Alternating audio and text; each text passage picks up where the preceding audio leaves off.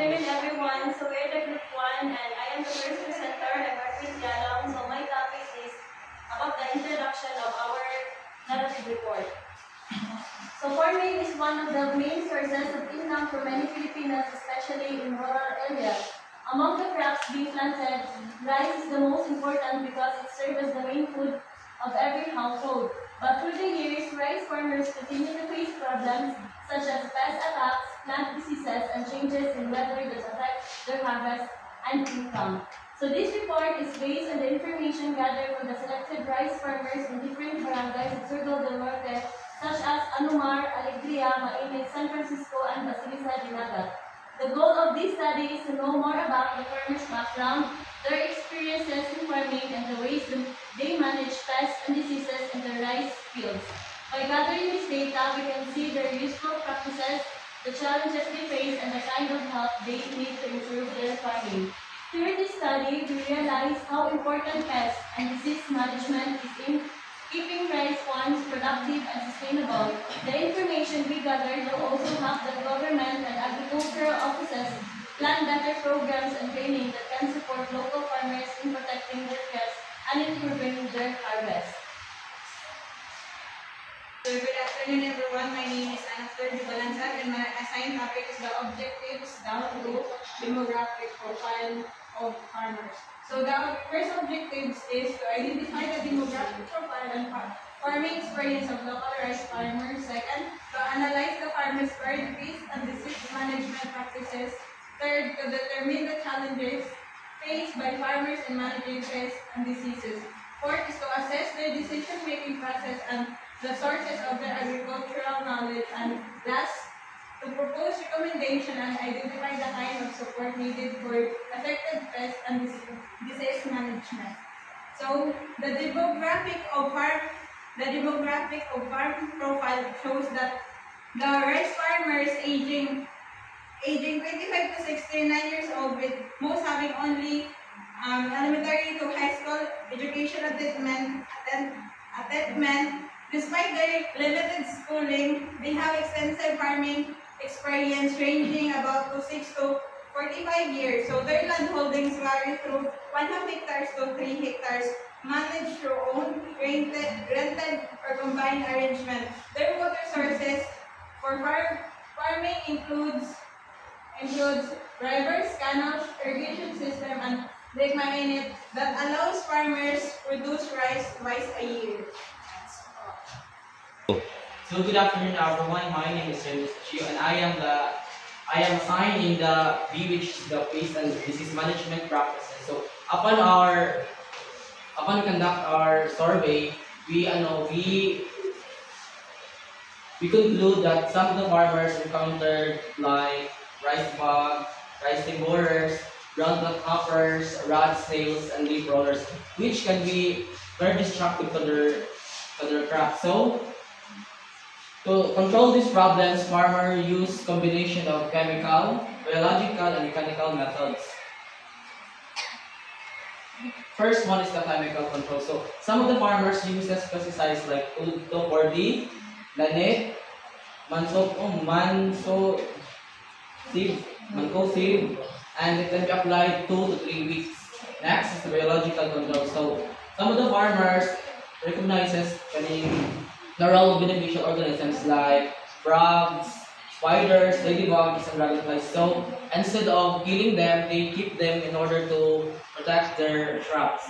Next one is the cultural practices. So some of the farmers uses manual weeding, and also they uses crop variety rotation and also proper spacing in order for them to have a good vitality and vibrant plant. Last is the mechanical or the physical method. So some farmers uses light traps and hand picking to minimize pest pollution. So the best way to conduct this management practices is to use PPE.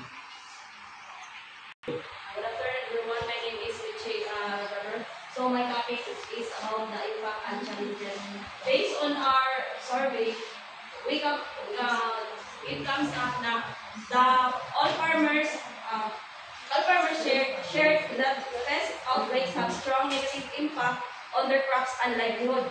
So when pests attack their fields, they experience lower harvest yields, which then leads to reduced income. Then because of that, because most farmers rely on the farming, so any decline of production, so it can lead affect their livelihoods, then food, then also the farm expenses. So farmers also identified some several challenges that make dealing with pests even more difficult. So first is the unpredictable weather. Then second is the high cost of pesticides. The third one is the pest resistance. Then lack of modern knowledge and training. Then financial limitations. So because of these challenges, pest problems often force farmers to adjust their planting and harvesting schedules. Some delay planting until they feel it is safer. Then while others harvest early to avoid further damage, even if it is lower quality of produce.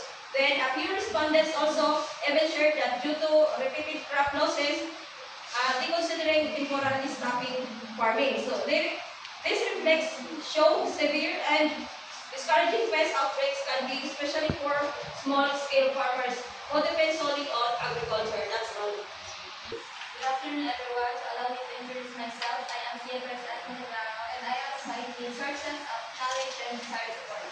So most farmers rely on experience, co-farmers, agricultural supply stores, and local government technicians for pest management knowledge. Others mention radio programs and day seminars as helpful sources. To improve their farming practices, farmers express the need for training, hands-on demonstrations, and seminars focusing on integrated pest management, IPM, and organic pest control.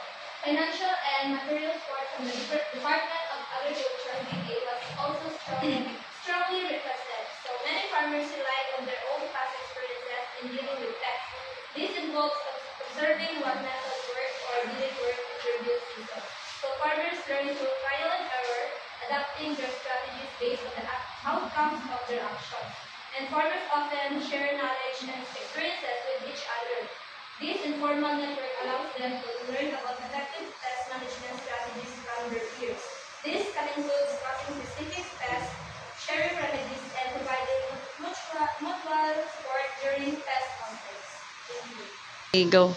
And this is Holiness. So this is the conclusion for our narrative report. The data reveal that rice farmers in Surigao del Norte are highly experienced, but still depends largely on traditional pest management methods.